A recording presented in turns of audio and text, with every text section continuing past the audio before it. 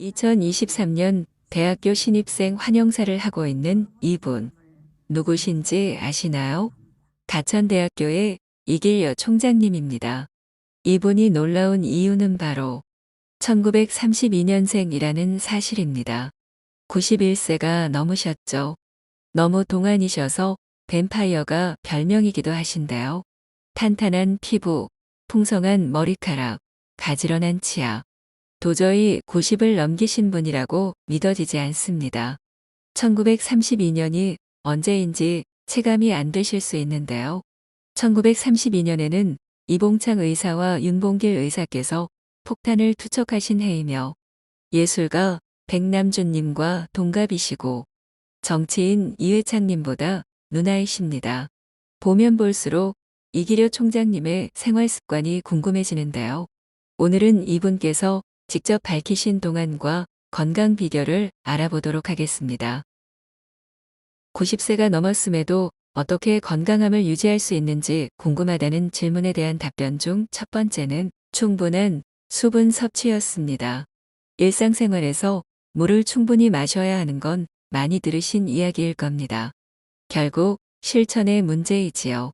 사람은 몸의 80%가 수분으로 이루어져 있습니다. 그 말은 수분이 부족하면 정상적인 몸 상태를 유지할 수 없다는 의미입니다. 그래서 물을 충분히 마시는 것이 내 몸을 건강하게 지켜주는데 매우 중요하다는 것인데요. 그런데 물을 섭취하는 방법에 대해서는 많은 사람들이 오해하고 있습니다. 하루 2리터는 꼭 마셔야 한다면서 큰 물통을 들고 다니면서 마시기도 하고 내가 오늘 마신 물의 양을 체크하면서 할당량을 채우듯 마시기도 합니다. 이 방법이 어떤 분들에게는 매우 힘들 수 있습니다. 그런 분들은 꼭 물로 수분을 섭취하지 않으셔도 됩니다. 수분이 많은 과일이나 샐러드를 통해서 수분을 섭취하는 것도 매우 효과적인 방법입니다.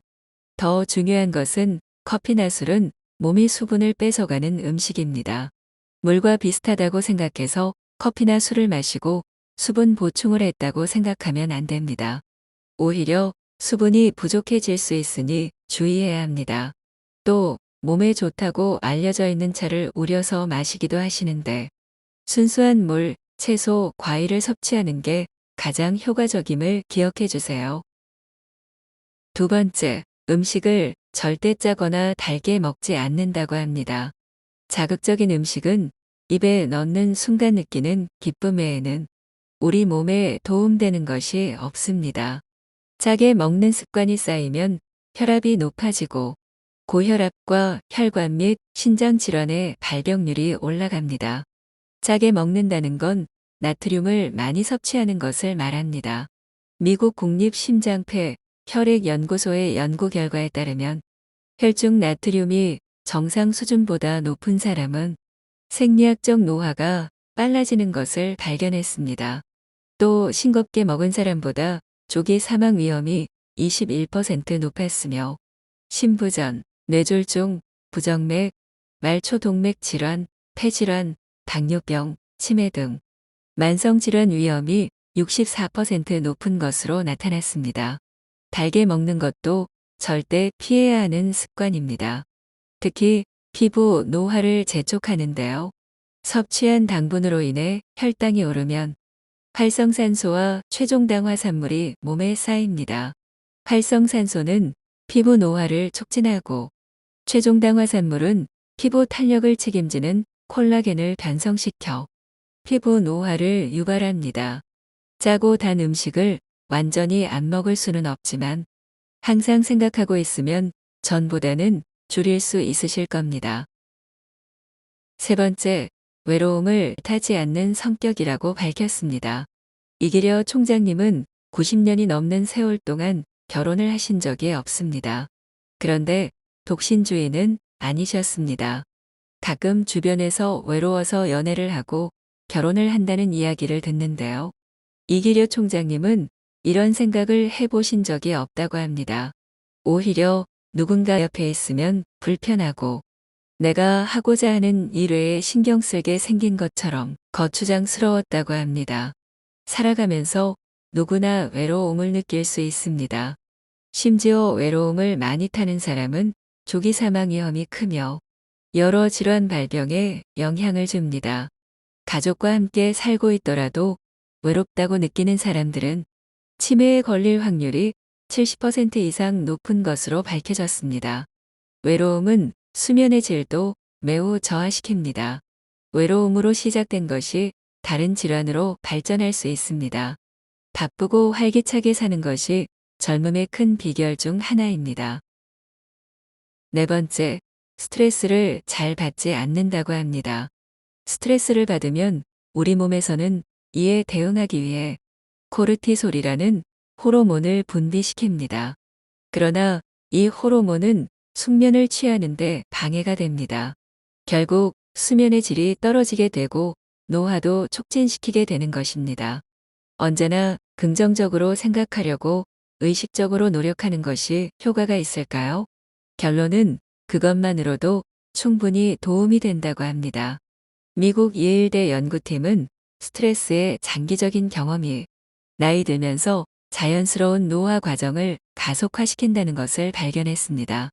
스트레스가 누적되면 노화가 가속화되고 인슐린 저항성과 같은 생물학적 노화도 증가시킨다는 사실을 확인했습니다. 반대로 긍정적인 생각을 해내는 감정 조절 능력은 스트레스로 인한 노화 가속을 완화시켰으며 인슐린 저항성 역시 감소시킨다고 합니다. 이기려 총장님은 스트레스를 받는 것은 나만 손해다 라고 생각해서 긍정적으로 생각하려고 노력한다고 합니다. 다섯 번째, 무리한 운동은 하지 않는다. 이기려 총장님은 매일 아침 스트레칭을 하고 산책으로 운동을 끝낸다고 합니다. 이게 운동 효과가 있냐고 할 수 있지만 무리한 운동은 근육과 뼈, 관절이 다칠 수 있으며 우리 몸의 중요한 수분도 많이 뺏어가기도 합니다. 걷는 것만으로도 신진대사가 원활할 수 있도록 도와주기 때문에 노폐물이 잘 배출되게 됩니다. 또 걸으면 행복해집니다. 잠만 잘 자도 행복의 조건 중 절반은 채웠다고 하는데요. 오전에 산책만 해도 이것을 이뤄낼 수 있습니다. 그 이유는 오전에 햇볕을 받으면서 걸으면 밤에 멜라토닌이 분비됩니다. 멜라토닌은 수면 호르몬이라고 불리는 물질인데 뇌에서 멜라토닌이 분비되면 맥박, 체온, 혈압이 떨어져 자연스럽게 잠이 듭니다.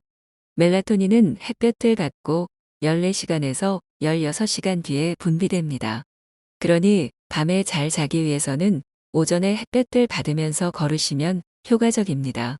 무리한 운동을 하면 다치거나 너무 피곤할 수 있는데요. 그래서 걷기가 가장 적당한 운동입니다.